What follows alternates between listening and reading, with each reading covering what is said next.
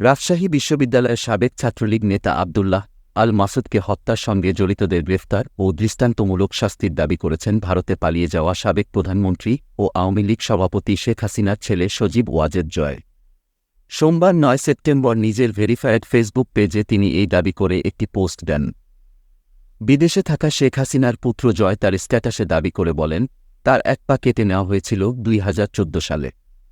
তখন বাকি হাত পাগুলোর রগও কেটে দিয়েছিল।